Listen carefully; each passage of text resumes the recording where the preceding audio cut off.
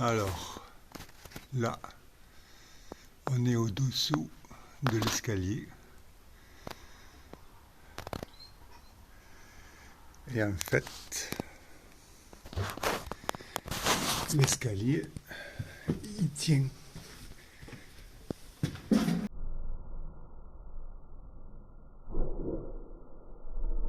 Il repose sur une cloison en briques. Et cette cloison en briques, elle est située à côté. Je vais mettre le flash. C'est le flash ça? Non. Elle est située à côté, elle se repose à côté de la grosse poutre en fait. Elle repose sur les planchettes en bois.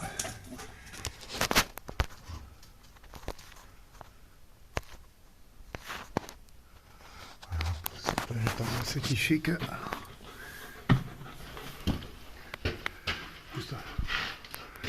on a une petite fissure qui se...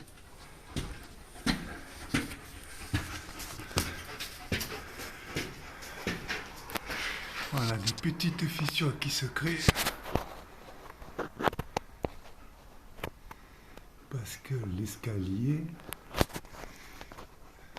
appuie sur une cloison en briquette, qui repose sur des planchettes.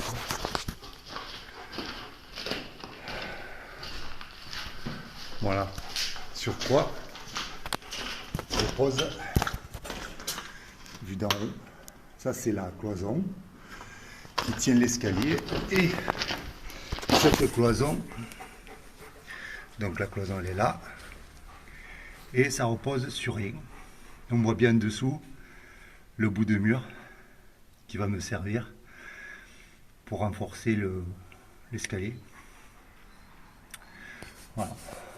Et là de ce côté, ils ont fait de l'autre côté pour tenir le mur, ils ont fait un peu un entassement de briques à plat pour faire une espèce de pilier. Là on voit l'escalier. Ça, ce sont les marches en pierre de l'escalier. Voilà. Je crois qu'il y a encore du bois là. Je sais pas ce que c'est ça. Ah, on dirait du bois, il y a un peu de tout. Voilà, ce qui fait que, avec le poids, la poutre, elle a l'air, elle fléchit. Alors là aussi, on a des fissures dans tous les linteaux parce qu'ils ont été sous-dimensionnés. Notamment ici, où le linteau supporte la pierre de l'escalier qui fait tout le long là. Voilà. Voilà. Ça fait. Donc si jamais vous voyez les fissures comme ça, c'est qu'il y a une raison. Voilà. Ça. Voilà. Et ce qu'on a déjà fait, c'est de renforcer, de monter le mur mètre en fait. Ce mur mètre qui est en bas, il n'allait pas jusqu'en haut. Et on avait une poutre qui reposait sur de la cloison brique. Ce mur en kéron, c'était en fait de la briquette. Et la poutre reposait sur la briquette. Ce qui fait que elle a pourri, la toiture s'est affaissée. Et bon, ça tenait plus. Donc on a enlevé la poutre. J'ai enlevé la poutre. Et j'ai monté ce mur. J'ai monté le mur mètre jusqu'au pignon pour renforcer la toiture. Voilà. Voilà, l'escalier est assez grand, est assez haut. Et toujours pareil, ça tient tout sur de la briquette. Et on voit quand même que la fissure, on voit quand même que la fissure est assez prononcée. Vu que l'escalier a dû fléchir. Voilà. C'est en train de pencher du côté où ça va tomber. Voilà. Et là, donc mes derniers linteaux de fenêtre, 16 au total, où j'en suis. Je vais décoffrer ce matin cela. Ça fait 2 jours que je les ai coulés. Il me restera plus que celui-là, celui-là,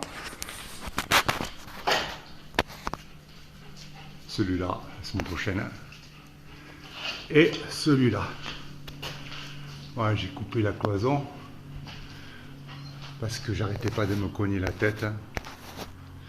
Les gens étaient un peu petits avant. Voilà. Voilà. Donc là, les linteaux, ils fléchiront plus. Cela aussi, en fait, les linteaux étaient faits avec un peu de tout. Des bouts de planche, des branches coupées en deux, des insectes qui vous fait partout. Voilà, ça c'est pas assez pour tenir un mur en pierre, quoi. Voilà. Voilà ce qu'on pouvait trouver. Voilà ce qu'on peut trouver dans les linteaux d'une vieille maison. Voilà. Voilà. Un peu à l'économie ou sous-estime le poids à soutenir. Voilà. Un autre genre de désordre qu'on peut rencontrer dans une vieille maison comme ça. Ce sont ces fissures là qui paraissent terribles, mais qui en fait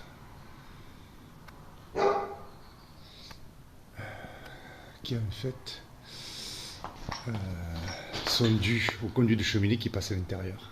Voilà, une cheminée au centre et les conduits en chauffant cassent une espèce de pendu à la chaux là. Alors ça, c'est qu'en fait les propriétaires faisaient leur cuisine au rez-de-chaussée. Là, le conduit de cheminée montait jusque là, mais en haut en fait on n'avait pas de cheminée. Il n'y a pas de conduit le conduit de cheminée s'arrête là. Donc la fumée sortait par le mur. Voilà. La fumée sortait par le mur. On voit bien que en fait, voilà. Ça c'est l'ancienne toilette. Donc ça devait chauffer les toilettes avec la fumée qui sortait par là. Voilà. Voilà. Voilà, nouvelle toiture avec le rapport.